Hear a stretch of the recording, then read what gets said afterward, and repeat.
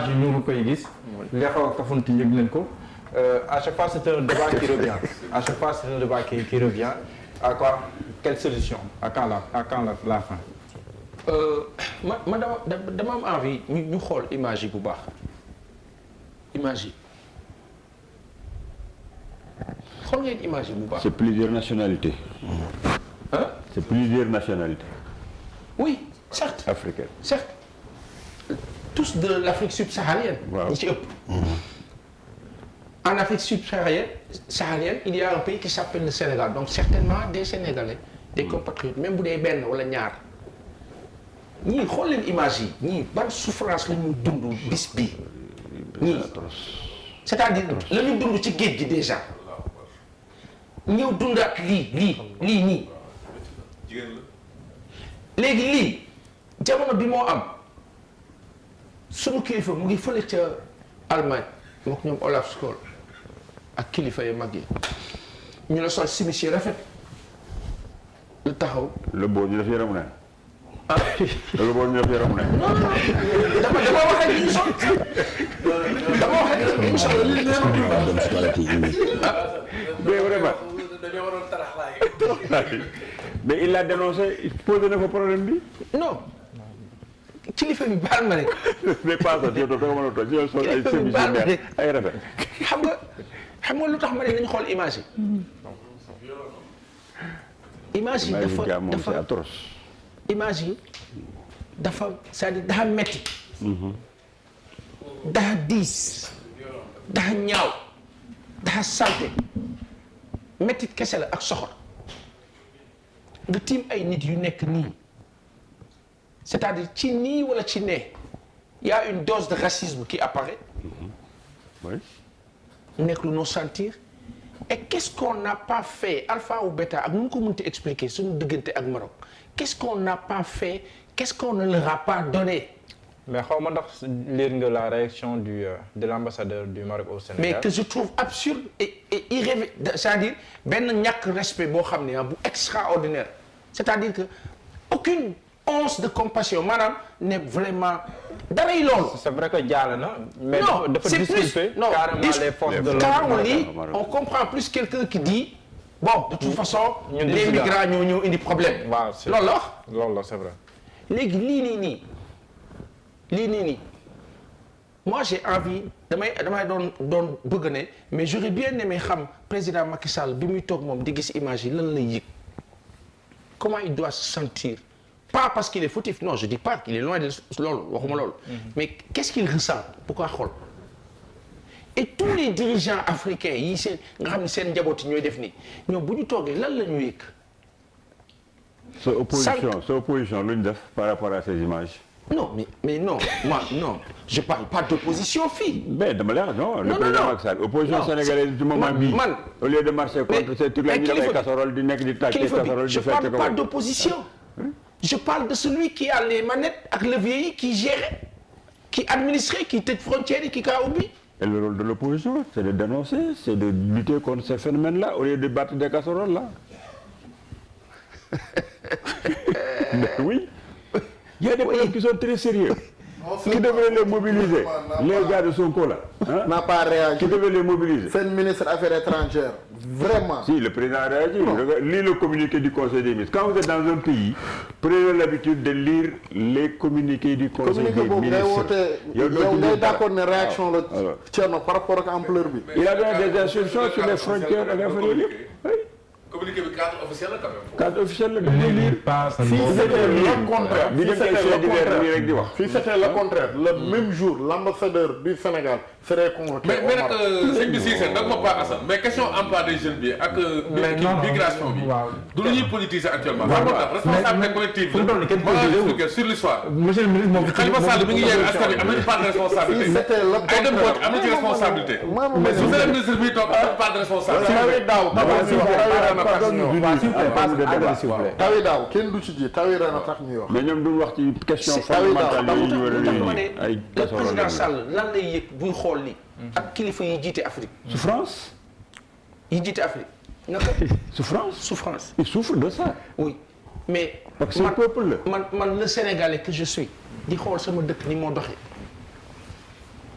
su ma gisee kenn ci ñii nekk sénégalais Cheikh Ousmane woote ndaje ne nañ daje boori rond-point Colobane ñu yëkkati sunu ay pancarte kenn ku bokk ci ñii 2012 ba léegi dañ ko koy sonalee dañ ko koy interdire fatt kasi foofu la maa wax 100 mètres nga jëm ci lan boo moytu dama ne monsieur le ministre dégg bu baax li ma wax waaw man moom laa bëgg dama ne xam nga dama ne lan la président bi di yëg suy xool lii nga dem souffrance waaw mais souffrance bu fekkee nekk nga ci niveau di ko yëg ci lii sa biir dëkk na nit ñay doxee bay war a egg ci génn dëkk ba ci sens bii mais di nga si am beneen taxawaay mu ngi leen di defal DER ak ay formation des jeunes il les finance mais il peut pas régler tous les problèmes kon les politiques publiques yi ñu def mais le président a fait vos militants financez wu leen benn jeune même selon militant vous financez vos militants au Sénégal loolu dafa jaral leeral Cheikh le pouvoir ne finance aucun jeune à part les militants au Sénégal monsieur le ministre Sénégal te loo si xam ñun yow li nga si xam moo ëpp li ñu si xam monsieur le ministre di nga d'accord ak man que dañu nekk si dëkk bu bëri alal waaw bu nekkul dara bu am lépp boo xam ne soxlawul sax aide soxlawul lépp soxlawul dara waaw ñu ngi ci 9000 milliards de dettes ñu atteindre un seuil boo xam ne waruñu fa jege sax bay àgg 70%. 73 grand. 73 grand du 73. non 73 officiellement là. grand du 73. ah mais. le seuil c'est 70%. je suis désolé. non plafond bi ngay wax. ñu romb nañ plafond bi dama lay dëggal pour dara. moom dama ko doon jàppale dama koy romb nañ plafond bi. 73 mais plafond bi dañ ko suspendre depuis sa biir. c'est plus tout mais dama bëgg man maa ngi woon ca sëy bi. c'est-à-dire bokkul ci joget bi yow yaa ngi ci joget bi. man maa ngi ca sëy bi maanaam fi mu war a yem. sunu kilifa bi dëggal na ne nous avons tout pour réussir pour ne pas emprunter. mais bu fekkee ni que sunu kilifa bee di Abdoulaye Daouda Diallo démb ci assemblée mu ngi noo xamal ne budget bi léegi c'est plus de 6 000 milliards. à partir de 2023. waaw 6 000 waaw. fu lañ jëm. taux de croissance. te président Abdoulaye Wade bi mu nekkee Sénégal bi ngeen fi nekkee monsieur le ministre. 2500. 2700 soi-disant ba nu ko arrondir comme dañuy majoré au Sénégal ñu ngi woon ci 3 000 milliards de budget. 3 000 waaw. nekkoon ci 3 000 milliards de dette d'endettement. donc sone woon nañu sëy bi. te jamono boobu la ñu doon gën a dund mu am njëkk yu daan jar moins que ni moo jar jamono bi. les contexte boobu def Covid 19. guerre les contextes gëmuma Covid 19 ci situation bi. ma xalaat ak samay limite benn. parce que ci Covid 19 j'ai senti de la haute tricherie. d'état kilifa man la de. waaw loolu la ma yëg. loolu la senti. dunduma réalité yi Covid. loolu Sénégal tubaab dund na ko. mais Sénégal dund ko Afrique dund ko OMS dafa defoon ay annonce amut. réalité bi wane leneen. gëmoo Covid.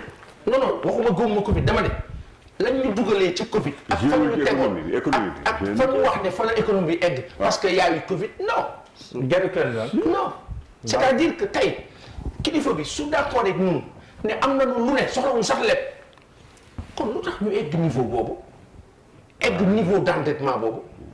voilà bàyyi ma àggali. lii moo ñu war di regrouper pour ñu ci réfléchir. waaw les casseroles. waaw d'accord mais la tax ñu egg foofu mauvaise gestion d'État te Thierno nañuy bàyyi nous sommes tous responsables nañuy bàyyi loolu mbir bu amee dañ naan lii ala nangam lii ala nangam mais bu ne noonu lépp la déedéet du lépp problème bi ñu am mooy tant qu'on n'arrive pas à désigner du doigt ni lii moo la mbir mi du ñu am solution Mohamed ñi nga xam ne ñoo di génn ñëpp di dem di def lii xoolal image bi xool leen gars yi xool leen image yi c'est-à-dire quand vous regardez ça lii